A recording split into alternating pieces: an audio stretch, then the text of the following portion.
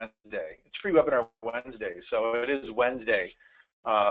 This week is all shot. It's June 1st. It's Wednesday. It's 2016, and this is a very tongue-tied Eric Cook with WSI Digital Marketing, welcoming you to today's episode of Free Webinar Wednesdays. How was that for a botched intro, if I do say so myself? Here at WSI, we work with businesses and organizations on helping them better understand the power of the internet as a strategic business tool. Learn more about me and WSI online at poweredbywsi.com. Jeff, hopefully you can do a little bit better with your introduction today, but say hello to everybody out there in Free Webinar Wednesday world. I tend to keep it pretty simple. Hello, everybody. This is Jeff Simpkins. I'm with Community Bank Consulting, Inc., and you can learn more about me and Community Bank Consulting, Inc. online at www.communitybankconsulting.com. Well done. See, I figured I'd get all fancy and kind of throw out the beginning to June, and here comes summer, and I got off my normal script, and it just threw me for a loop. So, but I have officially entered my birthday month, although I won't be as old as you or other people that I like to tease every once in a while, but the birthday clock keeps ticking, and going to be celebrating actually my birthday in the lovely city of Boston this weekend. So I've got a conference that I'm going to be headed to for the Darling Consulting Group folks, and going to be presenting there on Monday to their clients, and going to take an extra day or two and check out the city of Boston. So I don't know if you have frequented Boston much, or if there's any of our Free Webinar Wednesday viewers that have any tips for things to do in Boston, but certainly let me know. I'd love to get some insider info, and if there are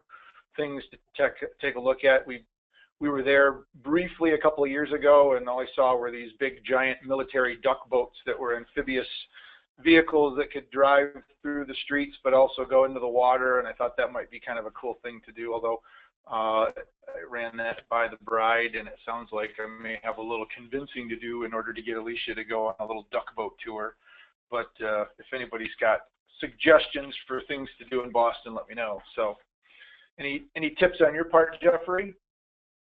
I was on a project there actually for quite a few months, and it is a great city, but it has been a long time since that project. So I remember the duck boats as well. There in the Prudential building, it's actually kind of cool because it's a skyscraper with a shopping mall on the first level. So I suspect Alicia might enjoy going through the Pru. I have a feeling if the word shopping and center are in combination anywhere within earshot of my wife, that's probably going to be someplace that we'll end up. So it should be good. I remembered something about driving out there particularly enjoyed. I don't think their streets are very well organized, and they've got this underground tunnel area that once you go beneath it, it knocks out Google Maps. And so once you're underground, you better know where you're going, or you're going to come out the other side and not necessarily know exactly where you're at, or if you should have made a turn. So I think we might be partaking in the joys of Uber while we're there, and we'll let somebody else drive it for us. So, yeah, that project is called The Great Dig. I was actually there when The Great Dig was under construction, and word on the street is now it leaks. The Great Dig was not waterproof, so cool. Actually, the Kennedy Library is a really cool thing to do when you're in Boston. So if you want something that's sort of a half a day or so, check out the Kennedy Library. Cool. Oh, good. So, well, I'll bounce out notes to all of my social media friends and see if we've got any other suggestions that'll come back. So, but if you happen to be in Boston, or you're going to be attending the DCG conference, be sure to go ahead and come up and say hello. Would love to meet you. So let's go ahead and we'll get the show started. For those of you that are joining for the first time, welcome. Despite the botched introduction, we are somewhat of an organized crew here at Free Webinar Wednesdays. All of our sessions are recorded and made available at freewebinarwednesdays.com. So if you'd like to relive today's session, or probably more so, take a look at some of the other ones that we've done. I know last week we had Louis Schiff and talking about rewiring our brains in 3 habits, and made a special offer to anybody that was interested in joining his I guess his group or his work group, whatever you want to call it. So I did get several emails from folks that have taken advantage of that. That was a really good one. So if you're looking for a great webinar to check out, be sure to watch the one with Louis and get some good ideas. But he offered some really good insight, I thought. So webinars are recorded, made available here. And then if you have questions, comments, or maybe you have a tip from Boston that you'd like to share, go ahead and toss it into the chat window. Jeff and I will keep an eye on that during today's session, and would love to hear from you. I know that's one of the things that we particularly enjoy about live webinars, despite the fact that maybe we should go back and edit some of the things that happen on Free Webinar Wednesdays. We fly without a net, and that gives us the ability to interact with everybody in real time. So if you've got a question, comment, or some feedback, or maybe today we're talking in particular about social networking sites and some recent updates that I've noticed that may be of interest to you, feel free to go ahead and post it into the chat area and let us know. Because as we kind of said there in the introduction, just when you think you've got everything figured out, you log into your favorite social networking site and boom, all of a sudden things are changed, things are moved, there's new stuff, things that have been removed. So it's always a little bit of a learning curve, and they don't always provide sufficient heads up that things are going to be shifting or zigging and zagging. So it can create a little bit of a challenge. What kind of spurred this idea yesterday when I was going over some stuff with a friend of mine who's in the process of changing jobs. He came over to the house and we went through his LinkedIn profile and how to get it updated, and talked about things like customizing your personal URL, skills. They've added some other things where you can go in and actually add volunteer causes, other sorts of things to help people get a better feel for who you are and what you're interested in outside of working hours. I noticed that they've also started for canned responses. I don't know if it'll show up on mine, but I want to just pull up a quick little screenshot that I got, and we'll hop over into LinkedIn and go through some things that I'd like to just kind of draw attention to. And then Twitter made a couple of updates, and we'll talk about some stuff in Facebook as it relates to their messaging functionality. And then again, if anybody's got a comment or a thought, let me know. But when we were in LinkedIn working with his profile, he had a bunch of invitations from headhunters that had seen that he was in the process of changing careers. Of course, the headhunters and the talent agencies are doing things like active searches for anybody that's made a change to their profile or have keywords that may say pursuing new opportunities, or if they've added an end date to any sort of career indicating that they've stopped working at one place. And so in the midst, and I don't know if it was a variable or a factor based off of the number of invitations that he had, but LinkedIn for the first time presented this option where you could go in and you could just click on one of these. So if somebody sent you a link that said, hey, we've got a position that we think you might be available for, instead of you having to go in and actually respond and say, hey, thanks for connecting, I'd love to learn more, you can see that it just gave you basically an interested, maybe later, or no thanks. So I'm still not exactly sure if this is just more in response to recruiter requests or if there's something that triggered it. But in Google, for example, those of you that are using Gmail, and if you have tried it at all, Google actually provides a different view of your Gmail called Inbox. And one of the features within Inbox was an option for customized replies. And they're using some artificial intelligence directly through Inbox, where it reads the message and comes back with some suggested responses. So if Jeff were to send me a note, it would read it and say, yeah, that sounds great, count me in. If it were some sort of an invitation to say, hey, let's get dinner, or here you're going to be in the neighborhood. So it looks like they're kind of going towards this, and this is one of the trends, at least I picked up on. I know when Facebook had their big conference here recently, they talked about machine learning and bots and kind of creating these automated services that will do things for you.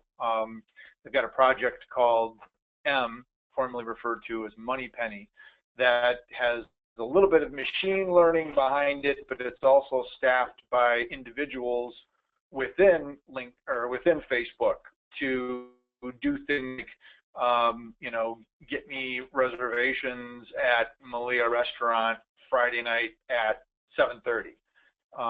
And these kind of bots or automated services with a little bit of human assistance can go out and either utilize a service like OpenTable, or maybe even contact the restaurant directly on your behalf and figure out how they can go ahead and simplify your life and do things for you. So this kind of machine learning stuff is starting to become more and more prominent, but this is the first time that I had seen this in LinkedIn. Jeff, I've not seen it in my profile yet, but I'm wondering, is this anything that you've seen within LinkedIn as far as automated suggested replies? I have not. I just hit my 8th year of having Community Bank Consulting Inc., and hence my inbox has been filled with tons of congratulations on your anniversary messages, and I have not been presented with an opportunity to use an automated or pre-formatted response. Right. The last couple of days has been interesting. I've been able to go in and respond with a thank you or whatever message I wanted for the first, I don't know, 5 or 10 messages, and then my responses stopped working. So I'm not sure what's going on with that challenge. Yeah, you broke LinkedIn. You're so popular.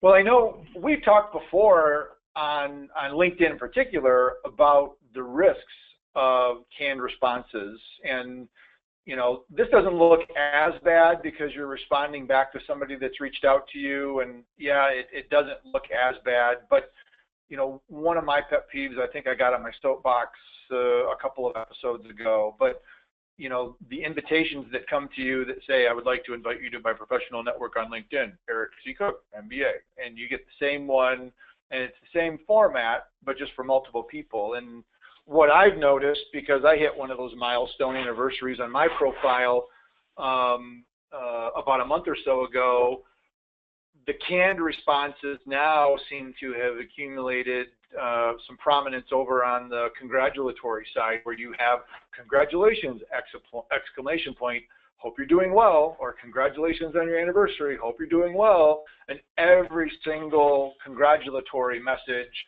is worded the exact same way. And so what's happening here is, you know, you've got the ability within LinkedIn where it kind of gives you some ways to keep in touch. And I can go in, and if I wanted to congratulate Marie on her 1-year anniversary over at Discover Pulse, I could go ahead and click on comment, or I could skip, or I could like it. But if I do comment, one of the things that I always try to do, and I strongly recommend our clients, and when the gentleman and I were talking last night about kind of sprucing up his LinkedIn, he had a job for a while. He hadn't paid a whole lot of attention to LinkedIn. It wasn't critical to his career, so he kind of had let it just sit, and it wasn't doing a whole lot. Now that he's going to be a little bit more active and participating and hopefully generating some interest from folks, anytime you can take the initiative to customize a canned response is going to be a good or a well time spent, in my opinion. So I always go in and try to make a change, and so instead of just congrats, because she probably got 50 of those, kudos on the year anniversary, and if I spell and type at the same time, that would be even a bigger success for my. Great to see you at Mega.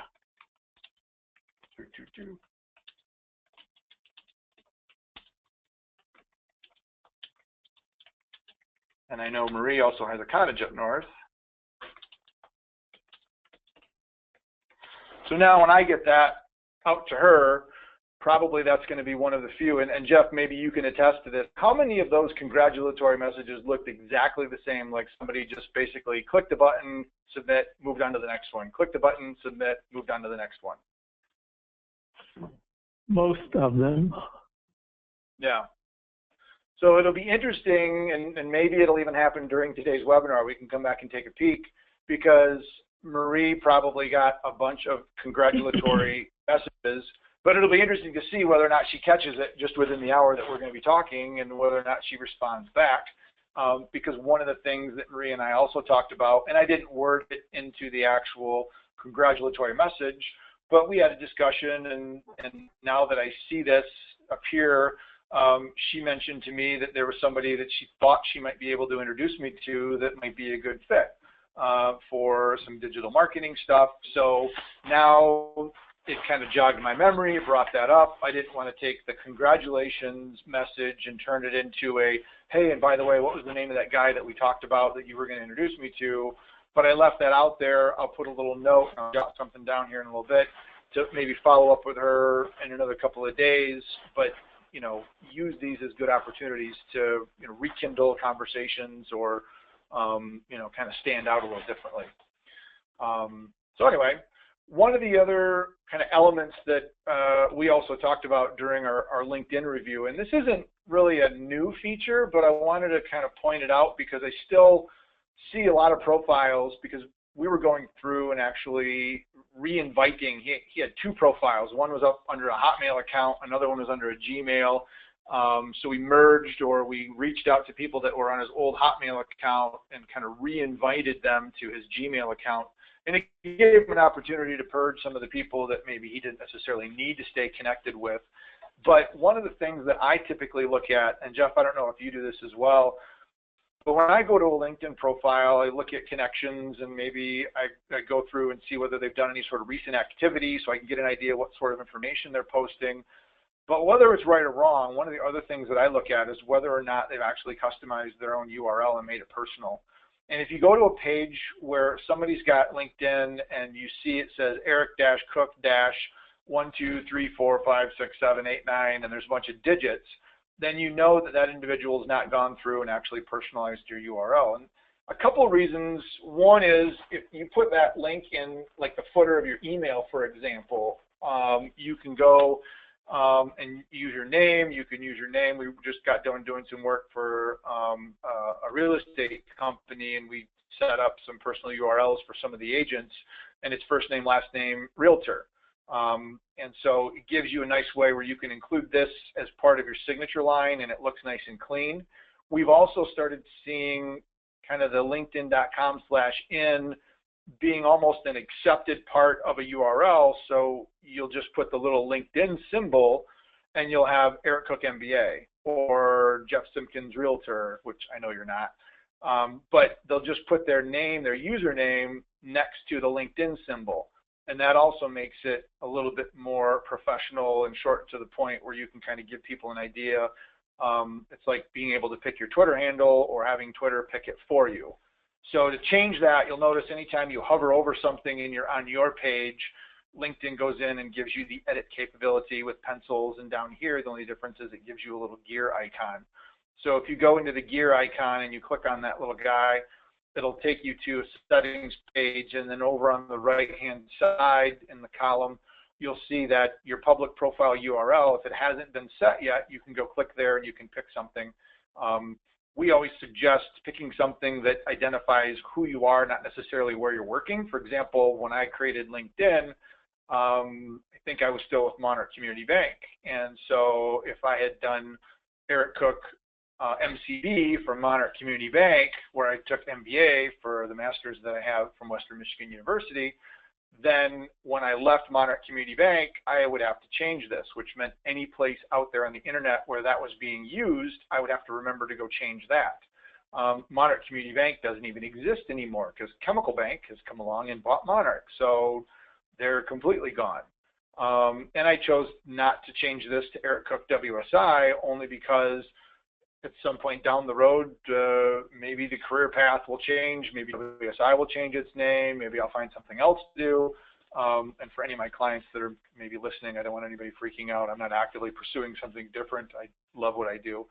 But put something in here that really provides a little bit of info. You could use your middle name, middle initial, but you know, and if you've got a common name, it might be a little bit more of a challenge to find one that works for you. But just a little tip there. Jeff, anything else to add on profile stuff? I'm going to go back. I got a couple other things that I want to mention, but I want to make sure I provide you with an opportunity to get a word in edgewise. No, I don't think so. Okay.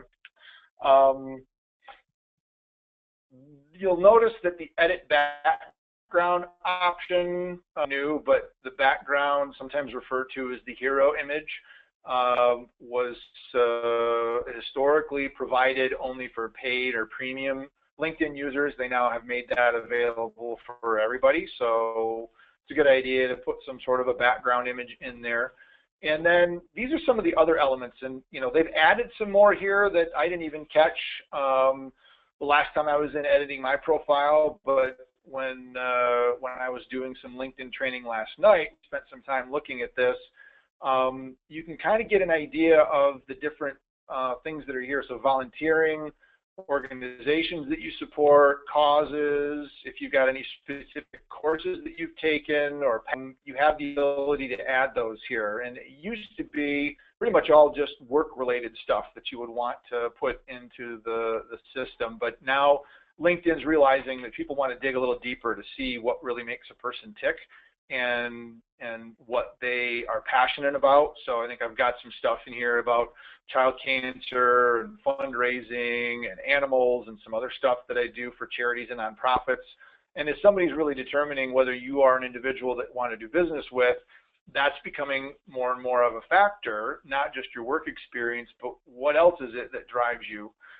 You'll notice that they've also made it a little bit easier for you to turn off notifications. Sometimes if you're just doing little minor changes or tweaks, you may want to turn off notifications to your network just so that they're not catching Eric Cook has updated this or updated that. You can disable it and then come back and actually turn that on if you want to. So that might not be a bad thing to take a look at. And then there's also the ability where when you hover over, if you've not picked up on it, you can actually do more drag and dropping now. Didn't really have a whole lot of flexibility, but you can even drag and drop items that are within particular areas. I know when we were doing some of the volunteer and charity work last night, we actually had the ability to kind of move some things around. So different volunteer things that are part of the profile. So different ways to organize stuff, figure out what it is that you want to have seen first and foremost on your profile, and then kind of move stuff around and make it a little bit more prominent. So Jeff, anything else on the wonderful world of LinkedIn that you can think of that might be worth noting? Well, I just was noticing that you've got a decent picture on LinkedIn. I think that's a really important thing to remember. LinkedIn and Facebook and social media platforms such as Facebook require different types of pictures. Exactly. And that's a good point. I've seen some people that have used, I guess, more fun style pictures. And if you can pull it off, great. There's a gentleman that I haven't connected with, but I've kind of done some looking around, and I've seen a couple people. One guy's got a really cool bicycle kind of photo. Looks like he just got off of a muddy trail, and it's got a little bit of a kind of a sepia Instagram type filter tone around it. And I think that was kind of cool because that maybe conveys personality a little bit more. You just want to be really careful.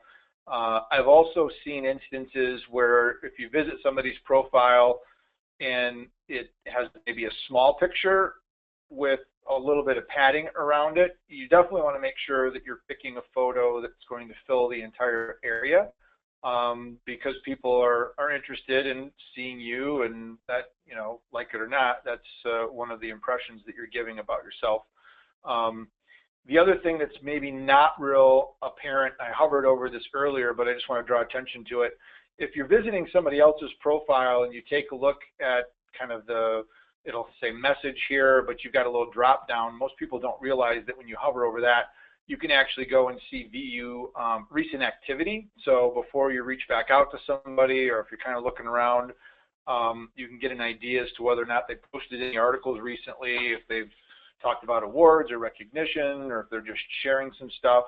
And then anytime you interact with an individual or even a company, whether that's liking something, sharing it, making a comment, there's feedback that goes back to the owner, whether it's the individual that owns the account or the manager of the page, that kind of puts your name in the area, and you can kind of see that as a running total here. So we manage the site for a few people, and so you can kind of get an idea. Anybody that I'm following will kind of give you some other kind of ideas, but you can see when somebody comments or makes a post, or if they share it, you can see that you're getting some of that interaction, and that just allows you to keep top of mind with those folks a little bit more so than having to necessarily send them a message per se. So if those are the things I wanted to make sure just to kind of mention on LinkedIn, just given the recency of my little LinkedIn training powwow that we did yesterday. So if we flip over to Twitter, there's been rumors from the Twitter sphere about it removing the 140 characters and allowing people to basically send whatever they want. There have been tricks around that people have figured out, where if you upload an image with a message in it, it can provide you with more message space to be able to share a longer message or longer text. But there are a few things, and the Twitter blog was just a good way to start, because a couple of things that I wanted to talk about were just mentioned right in this post, their most recent post. I'll often get questions from people of the, I don't know if you've ever paid attention to it, but sometimes you'll see on Twitter, people will start their message with a dot, or they'll just start it with @JeffSimpkins. And what used to be the case, and this is no longer the case, but what used to be the case is if Twitter saw that you were starting a tweet with the @ what it restricted visibility on that tweet. So if I did an @JeffSimpkins, great show today on Free Webinar Wednesdays, the only people that would really have visibility to that would be people that would also be following the both of us. And so while you may have several hundred followers and myself, we might only have maybe a handful of people that are both following us, and they would be they would have access and be able to see that. It would show up in their streams, but nobody else on my stream or your stream would have access to it. So one of the ways that the Twitter sphere kind of got their way around it was to use the period or the dot. But to actually started the tweet with something other than the @ one of the things that I have always suggested is, instead of doing that, is just starting it with something legitimate. So instead of @JeffSimpkins, great show today, I would say something like, what a great show today, thanks @JeffSimpkins for being my partner on Free Webinar Wednesdays. So I'm actually starting the tweet with words introducing instead of just the @ So that was kind of a largely misunderstood way of communicating on Twitter, and some people got it, some people didn't. So now what's happened is, when you go into Twitter, they've changed kind of the interface a little bit, and you now have the ability to just click on the reply function, which typically if Jeff had sent a tweet out and then I do a reply to that, it would automatically start with @JeffSimpkins. And under the old rules of Twitter, that meant that that reply was going to be just to the two of us, so I could switch that out. Now what happens is, if I really wanted that to go to just Jeff and myself, I can go ahead and I can just reply, and now Twitter is actually going to look at that, and they're going to use that as a symbol or an indication that now Eric and Jeff want to keep that conversation back and forth. What we can also now do is we can do like a quoted tweet, or we can retweet. And if we do that, that's going to then give us the ability for, even though Jeff's name might appear at the very beginning, because I'm not specifically replying back to Jeff, I'm going to be able to basically do a quote, and it's going to go to everybody. So I don't need to put the dot or rearrange the wording of the text to make sure that it only shows to me and Jeff that I want the whole world to see. So that was kind of talked about in this whole bullet point here. So the whole .at kind of process is going to be removed. A couple of the other interesting things that I think seem to make sense, they're not getting to the point where you can, totally overload and go to thousands of characters. Although if you are following somebody and they're following you, you can go in and you can use a direct message and you can put as many characters in that direct message as you want. There's no limitation, and you can essentially use that as a text messaging service, and that gives you the ability to message back and forth. We'll talk here in a little bit about Facebook and their messaging changes as well, because the whole message concept is something that all the networks are starting to pay a little bit more attention to. But when you reply to somebody, you can see that the name of the individual no longer counts towards the 140 character limit. So again, at Jeff Simpkins, I don't know how many characters that is, 10 or 12, but now at Jeff Simpkins or anybody else that I'm including no longer counts towards the 140 characters. So I can put your name, I can put other people's names in there, and then that will not count towards the 140. So the 140 is just going to be restricted back to the actual text that we're putting in.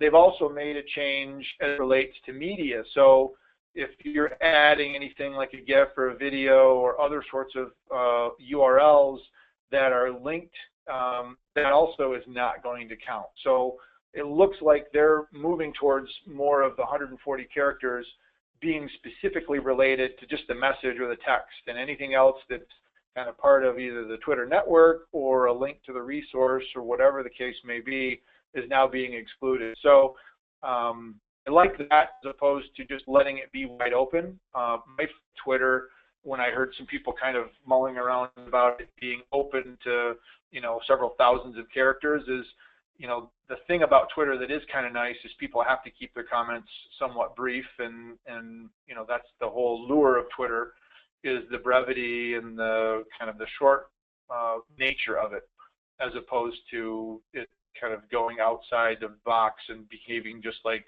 Facebook or LinkedIn. So anyway, those were somewhat new that I had just discovered. I'll kind of give a little hat tip to the podcast that I like to listen to over at the Twit Network, This Week in Google. They chatted quite a bit about some stuff as it relates to Twitter. And so that's one of the podcasts that every time I listen to it, I pick up a couple of new things. So so there's a Twitter update for you all. I don't know if anybody that is out there has got any thoughts or feedback on Twitter. I know that it oftentimes can be seen as still somewhat of a challenging network, given the fact that there's just so much that goes on in the Twitter sphere, and messages can get lost. But I think people that get it, that are doing well in Twitter, that understand conversations and threads and lists and hashtags, if you figure out how the system works, there, I think, are tremendous conversational capabilities with Twitter to use some really good interaction opportunities. So, any thoughts on your part on that, Jeff? There was one or more pretty extensive articles written about the rumored changes at Twitter.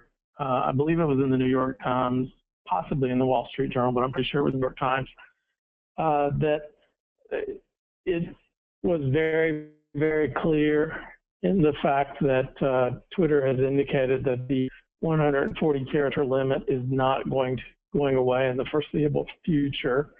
The articles that I read mentioned many of the things that you talked about previously when you referenced someone else's Twitter ID in your messages that counted against your character limit. That restriction's been taken away. So there's been a lot of buzz lately about the changes to bump up slightly the number of characters that you have available in Twitter. Yep. So just hopped over into my Twitter account, and one of the other features that I want to mention, this is not a new feature, but anytime I do a conference and I talk about Twitter, because invariably most people avoid Twitter because they feel very much like they're drinking out of a fire hose. And just looking at my stream right now, I've got Microsoft, I've got some banking, I've got some individuals that I'm talking about, I've got social media. You know, we'll probably see some other stuff. They're starting to do a little filtering on the news feed as well. So they're making a little bit more of a proactive effort to try to figure out what it is that you would really like to see. But one of the things that I always recommend at least taking a look at is going into the lists option. And the list is a great way of combining Twitter accounts that you're following into a account. So for example, I've got some banking influencers, which is different than the banks and credit unions and other financial service providers that I'm following. But these are individuals that are out there that are producing some really cool content around the concept of banking and fintech and kind of what's going on in the world of finance. You can also search for these lists. So if you were, for example, to come to my Twitter account and you see that my lists are available, any of the public ones, you can make lists private as well. So one of the things that we always suggest is creating a private list and finding out which one of your customers, or at least your high value customers, are out there using social media and Twitter and putting them in a private list so that you can quickly jump there and see what it is that they're talking about at any point in time.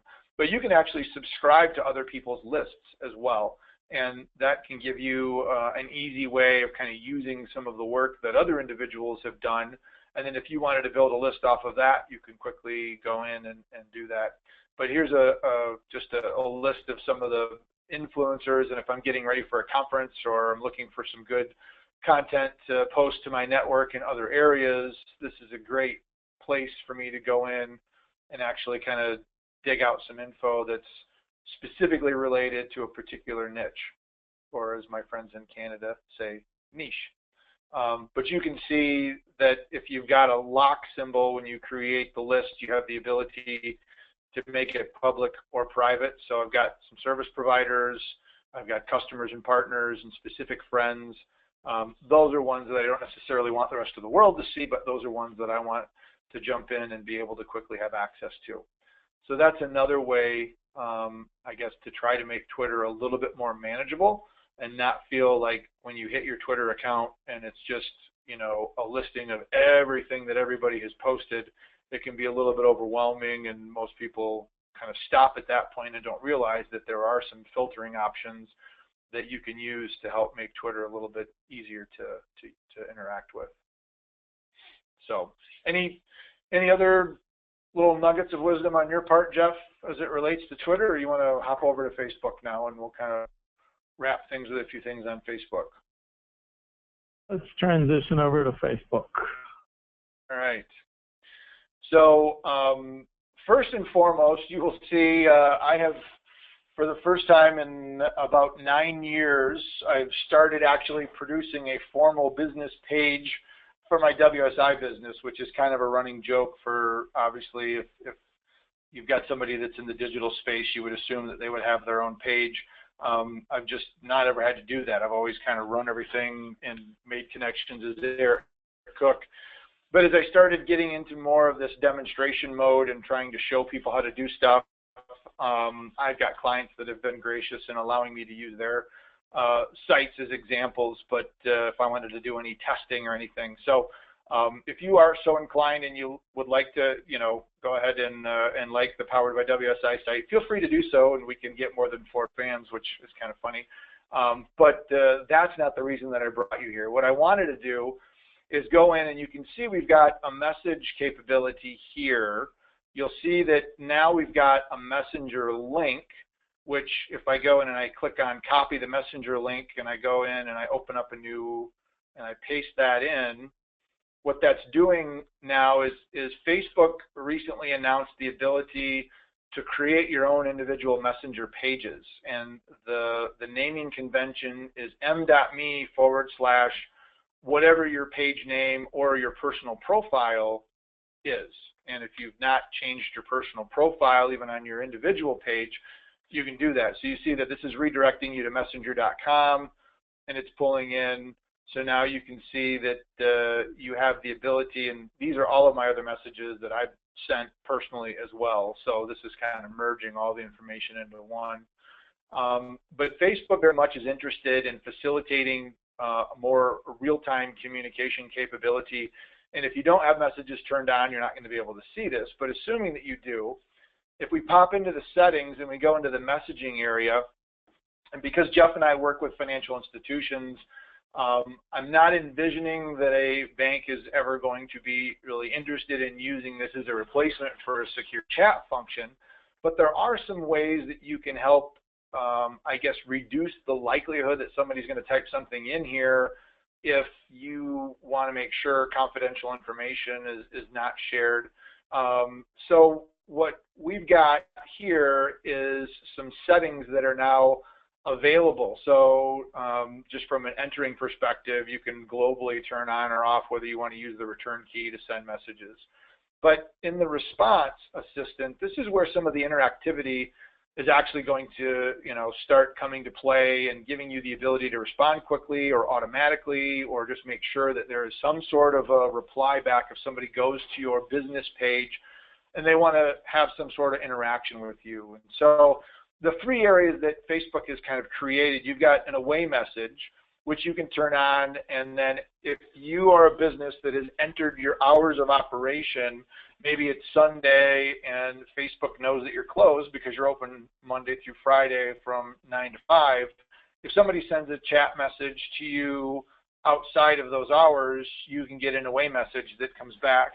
For example, if it were a community bank, I know a lot of banks on their voicemail system, when you call the bank after hours, will say, the bank is closed. For a directory, press the pound sign. If you've lost or feel that your debit card is stolen, please contact our 24-hour support line and you can provide some sort of a generic number.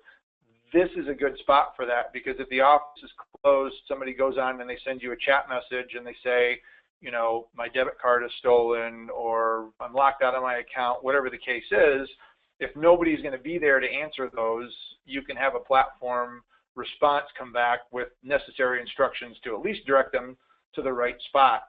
You also have an instant reply that's available. So if it's during regular hours and somebody goes ahead and they send you a message, you can send a message back before you actually start the chat process. And so this, again, I've got something in here, somebody sends a note, thanks for your message, we'll get back as soon as possible, but I've also provided access to our ticketing system in the event that it happens to be a customer that's gone here, because we don't really know exactly these days, because there are so many different ways to interact with businesses and organizations where a customer is going to think that they can initiate legitimate chat or a legitimate support through chat. And so this gives you the ability to go ahead and have that instant reply back. And then when somebody actually opens up Messenger and they start a conversation with you, you can also have a Messenger greeting appear. So recommend, you play around with it a little bit, test it, make some changes, and then have somebody that's not an administrator of the site go in and initiate a chat just so you can get some feel for how it works. But this is kind of an interesting way of making sure that you've got at least, I don't want to say security, but at least you're providing a notification to people about what you should and shouldn't be sending. So if you were to go back to the bank, for example, an instant reply could say, thank you for your interest in chatting with XYZ Bank. This chat service is for general questions and inquiries only. Please be sure not to include confidential or personal information like your SOCH or account number, etc. And you can even provide your customer service phone number, or if you have site-specific chat that allows for that sensitive information to be shared, you could provide that information here.